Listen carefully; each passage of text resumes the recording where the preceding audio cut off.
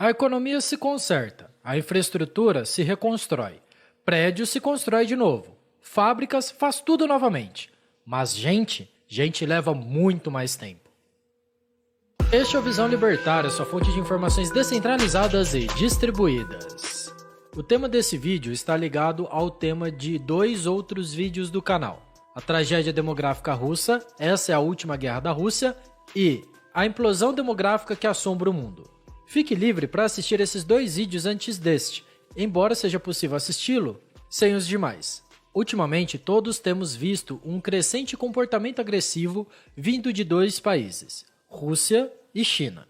A China vem empregando uma política cada vez mais expansionista no Mar do Sul da China, onde vem violando a soberania de muitos países com costa no mar e construindo bases militares artificiais em zonas de águas internacionais. Isso tudo sem falar da grande vontade que o governo de Pequim tem de anexar a ilha de Taiwan. A Rússia não ficou muito para trás.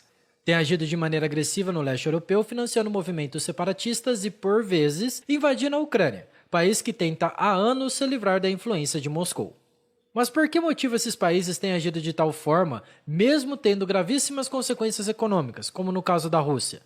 Bem, estes países, apesar de terem culturas muito distintas, compartilham por muitos anos o mesmo problema socioeconômico: o socialismo. As décadas de comunismo que a Rússia e a China passaram nos séculos 20 e 21 serão cada vez mais percebidas como um ponto de virada na história mundial. Os regimes totalitários de cunho socialista não afetam somente a economia e a liberdade individual. O comunismo também foi bem sucedido em empobrecer seus cidadãos através da distorção de sua taxa de natalidade, gerando assim grandes distorções na dinâmica e demografia das populações que vivem ou viveram sob o jugo marxista. As marcas dessas distorções geradas pelo planejamento central são bem visíveis até hoje em todos os países que experimentaram o comunismo por algumas décadas. As taxas de natalidade de uma mulher russa, por exemplo, despencaram de 6,5 crianças por mulher durante o regime czarista para 2,8 no regime soviético, chegando nos anos 70 ao ponto onde a população russa não conseguia mais crescer, tendo menos de 2,1 filhos por mulher. As distorções da pirâmide demográfica ficam ainda mais gritantes quando o regime chinês é analisado, com a sua ditatorial política do filho único, gerando uma grande disparidade entre os sexos feminino e masculino. Já que agora só era permitido aos casais chineses o concebimento de um único filho, crianças do sexo masculino se tornavam preferidas em detrimento das do sexo feminino, gerando um alto índice de abortos, em casos onde o feto era do sexo feminino. Prática essa incentivada por meio de propaganda pelo governo chinês. O resultado dessa destrutiva política malthusiana foi o desbalanceamento do número de homens e mulheres na China, que hoje tem 3 homens para cada mulher chinesa.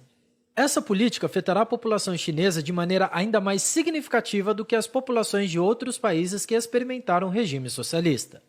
Imaginemos 2 ilhas desertas. Vamos colocar em cada uma delas 25 pessoas. Na ilha A, colocamos 24 mulheres e 1 homem. E na ilha B, 24 homens e 1 mulher. No resultado desse experimento imaginário, qual ilha experimentará um crescimento populacional? Obviamente, a ilha A, já que em uma ilha com 24 mulheres, o número de mulheres que podem ter filhos é de 24.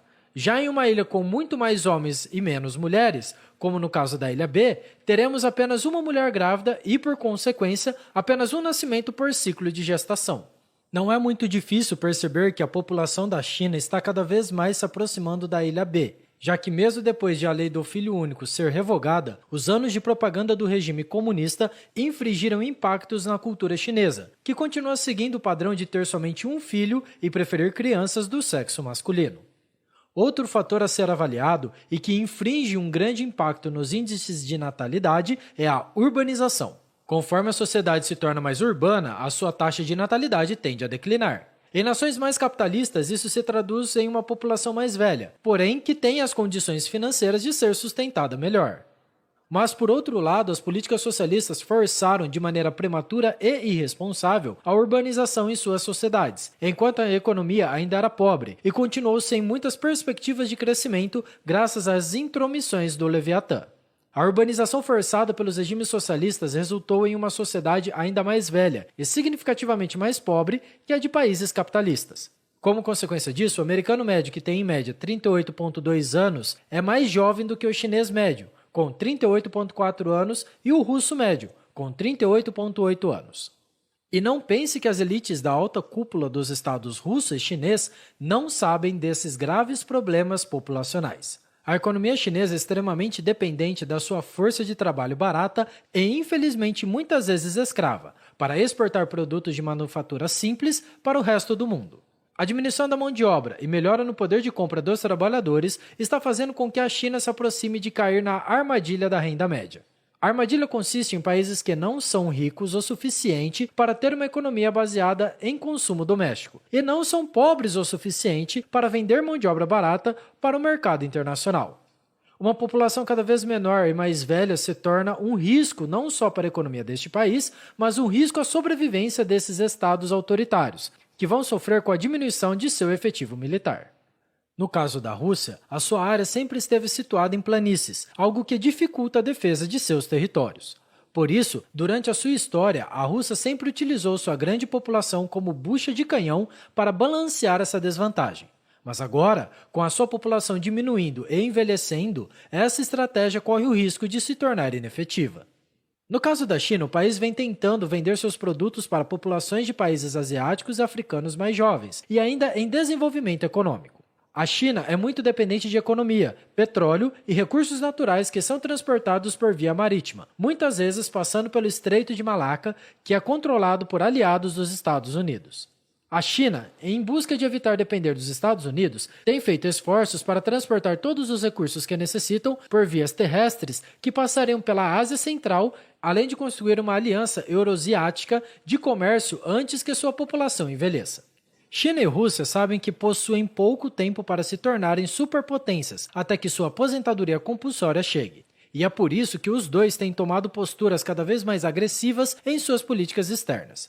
A China tem se esforçado para ocupar Taiwan e o Mar do Sul da China, além de aumentar o seu poder naval frente aos Estados Unidos. Já por outro lado, a Rússia tem tentado aumentar a sua influência no leste europeu, e principalmente na Ucrânia, país que foi invadido pela Rússia em 2014 e em 2022, cuja última invasão tem sido grandemente rechaçada pelo Ocidente, que teceu duras sanções na economia russa. A verdade é que Putin, tentando aumentar a influência russa no leste europeu, acabou por isolar a Rússia do resto do mundo, o que causará graves consequências econômicas que agravarão ainda mais o seu problema populacional. E o mesmo acontecerá à China, caso siga na onda de Putin e invada Taiwan ou prossiga com sua política expansionista no Mar do Sul da China. Estados são incapazes de resolver problemas e, quando tentam, criam 10 outros problemas ainda piores que o original.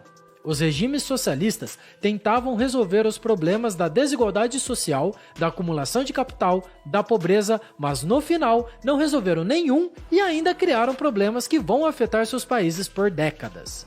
Apenas o livre mercado tem as informações necessárias para solucionar problemas, apontando as soluções corretas e eliminando, naturalmente, as soluções que falharam. Obrigado pela sua audiência. Esse artigo foi sugerido e escrito por STF, revisado por Libertinacho e narrado por Coreia com K. Se você gostou desse vídeo, clique no ícone de curtir abaixo e compartilhe em sua rede social. Se você deseja ser notificado de outros vídeos, inscreva-se no canal e depois clique no ícone da campainha.